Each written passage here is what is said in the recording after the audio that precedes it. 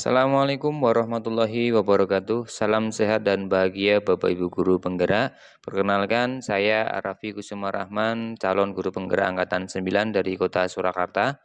Perkenankan, pada kesempatan kali ini, saya akan memaparkan tentang koneksi antar materi modul 2.3, coaching untuk supervisi akademik.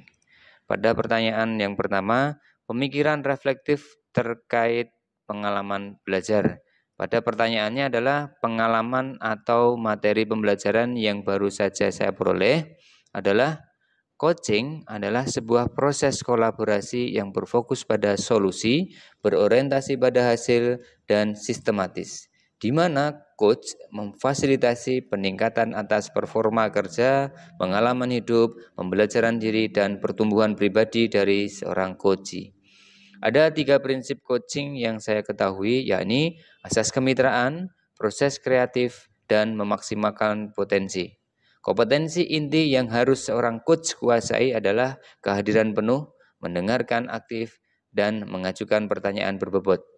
Pada pelaksanaan coaching menggunakan alur tirta, yakni tujuan, identifikasi rencana, dan tanggung jawab, di mana supervisi akademik adalah upaya membantu guru-guru dalam mengembangkan kemampuannya untuk mencapai tujuan pembelajaran. Dengan ini berarti esensi dari supervisi akademik itu bukanlah untuk menilai kinerja guru dalam mengelola proses pembelajaran, melainkan untuk membantu guru mengembangkan kemampuan profesionalnya. Ada 3 tahapan dalam melakukan supervisi, yakni praobservasi, observasi, dan pasca observasi. Pertanyaan yang kedua tentang emosi-emosi yang dirasakan terkait pengalaman belajar. Emosi-emosi yang hadir pada diri saya yang pertama, saya merasa tidak percaya diri karena dari istilah coaching tersebut saya masih mengartikan bahwa coaching itu adalah sesuatu yang sangat menegangkan. Namun, setelah saya mempelajari modul 2.3, saya mulai tertarik mempelajari dan mengimplementasikan teknik coaching ini. Saya sangat gembira saat berkolaborasi dengan rekan-rekan saya dalam melaksanakan praktik coaching, baik di ruang kolaborasi maupun demonstrasi kontekstual, yang mana lebih terasa natural, rileks, tanpa terbebani dengan pertanyaan panduan ataupun pedoman-pedoman coaching. Yang ketiga, apa yang sudah baik berkaitan dengan keterlibatan diri dalam proses belajar. Yang sudah baik yang saya rasakan dalam melibatkan diri adalah saya sudah mampu berkolaborasi dengan rekan sesama CGP saat mempraktikkan proses coaching baik sebagai coach, coachee, ataupun sebagai observer. Saya merasakan bahwa praktik keterlibatan langsung dari setiap diskusi yang dilakukan terkait modul 2.3 ini. Yang keempat, apa yang perlu diperbaiki terkait dengan keterlibatan diri dalam proses belajar? Yang perlu diperbaiki dalam proses pembelajaran adalah kemampuan dalam mengajukan pertanyaan yang berkualitas, yakni pertanyaan berkualitas ini akan mampu menggali permasalahan coachee dan tentunya akan membantu coachee dalam membuka pemikiran atau solusi yang tepat dalam memecahkan masalah yang sedang dihadapinya. Keterkaitan terhadap kompetensi dan kematangan pribadi setelah mempelajari modul 2.3, tentunya saya dapat memanajemen diri dari segala asumsi-asumsi yang biasanya muncul di benak saya saat ada rekan atau murid ketika mengeluhkan permasalahan. Saya juga sudah mulai berlatih coaching dengan metode tirta yang beriringan, yakni mendengarkan dengan rasa tanpa mendominasi atau memberi solusi, justru lebih menggali kemampuan yang sudah dimiliki oleh coachee. Yang selanjutnya adalah analisis untuk implementasi dalam konteks CGP. Yang pertama, munculkan pertanyaan kritis yang berhubungan dengan konsep materi dan menggalinya lebih jauh, di mana supervisi hendaknya dilaksanakan tidak hanya menilai penampilan guru atau kompetensi guru saat melaksanakan pembelajaran di dalam kelas saja. Namun, sebaiknya menggali potensi profesionalitas dari guru tersebut. Tujuan supervisi harus jelas dengan melakukan percakapan sebelum observasi, yakni pra-observasi, Kemudian selama observasi, supervisor harus menilai sesuai data sehingga menimbulkan refleksi yang bermakna setelah observasi. Yang kedua, mengolah materi yang dipelajari dengan pemikiran pribadi sehingga tergali sebuah wawasan baru, di mana coaching merupakan salah satu bentuk kepemimpinan pembelajaran yang berpihak pada murid. Dalam mewujudkan pembelajaran yang berpihak pada murid, guru harus menguasai berbagai kompetensi sosial dan emosional. Bukan hanya aspek kognitif saja. Dengan menguasai kompetensi tersebut, maka supervisor akademik yang dilakukan oleh supervisor dengan teknik coaching akan meningkatkan kinerja guru dan performa guru dalam melakukan pembelajaran yang berpihak pada murid. Yang ketiga, menganalisis tantangan yang sesuai dengan konteks asal CGP, baik tingkat sekolah maupun daerah. Tantangan terberat adalah menyeragamkan pemahaman tentang coaching dalam supervisi akademik, baik di lingkungan sekolah maupun daerah.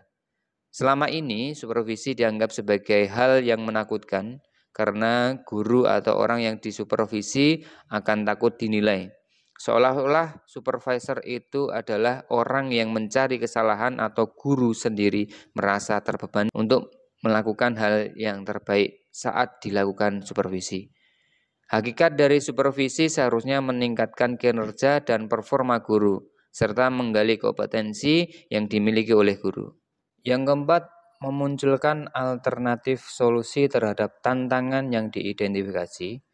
Solusi yang dapat dilakukan adalah melakukan sosialisasi mengenai hakikat supervisi akademik yang meningkatkan performa guru, berbagi praktik coaching baik kepada murid maupun rekan sejawat, berkolaborasi dengan pihak sekolah, yakni kepala sekolah dan rekan sejawat untuk menerapkan coaching secara berkala dan terjadwal sesuai kebutuhan. Selanjutnya, membuat keterhubungan. Yang pertama adalah pengalaman masa lalu. Saya pernah disupervisi oleh rekan sejawat yang lebih senior dalam pelaksanaan penilaian kinerja guru. Saya merasa harus menyiapkan segala perangkat yang terbaik, serta menyiapkan pembelajaran terbaik pada saat disupervisi, agar mendapatkan penilaian yang terbaik. Kegiatan supervisi ini dilakukan langsung observasi tanpa ada pembicaraan pra-observasi. Kemudian di akhir sesi saya diberikan umpan balik oleh supervisor, yakni menyampaikan apa yang menjadi kelebihan saya dan apa yang masih menjadi kurang dari diri saya. Yang selanjutnya saya harus melengkapi administrasi yang masih salah. Yang kedua adalah penerapan di masa mendatang. Saya akan menerapkan supervisi akademik dengan proses coaching yang mengedepankan 3 prinsip, yakni asas kemitraan, proses kreatif, dan peningkatan potensi. Saya ingin proses coaching di mana justru sebagai seorang coach itu lebih banyak menggali coaching agar dapat meningkatkan performa guru yang sedang dilakukan coaching. Konsep atau praktik baik yang dilakukan dari modul lain yang telah dipelajari pada modul 2.1 dalam melaksanakan pembelajaran berdiferensiasi yang berpihak pada murid sehingga sesuai dengan filosofi Ki Hajar Dewantara, maka guru harus menjalankan coaching dalam menentukan gaya belajar murid agar sesuai dengan kebutuhannya. Murid akan maksimal dalam menggali potensinya jika belajar sesuai dengan gaya belajarnya. Keterhubungan dengan modul 2.3 yakni sebagai pemimpin pembelajaran, salah satu cara dalam mengembangkan situasi positif dalam kelas adalah dengan menerapkan pembelajaran sosial dan emosional. Dalam PSE tersebut terdapat teknik stop dan mindfulness untuk dapat menciptakan suasana kelas menjadi lebih kondusif.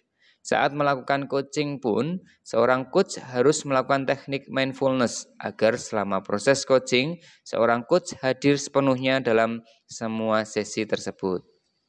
Informasi yang didapat dari orang atau sumber lain di luar bahan ajar PGP adalah dalam mempelajari coaching dalam supervisi akademi, banyak sumber yang bisa saya gunakan di luar modul PGP. Antara lain, saya menggunakan media online, terutama dari YouTube, guru berbagi, dan juga selain itu ada dari fasilitator, PP, praktik baik teman-teman dari CGP, dan praktik baik dari rekan guru dalam satu sekolah. Yang terakhir adalah kesimpulan dari koneksi antar materi modul 2.3. di mana proses coaching sebagai sebuah latihan untuk menguatkan semangat Tutwuri Handayani, yaitu mengikuti, mendampingi, mendorong kekuatan kodrat murid secara holistik berdasarkan cinta kasih dan persaudaraan tanpa pamrih, tanpa keinginan menguasai dan memaksa. Oke, terima kasih. Demikian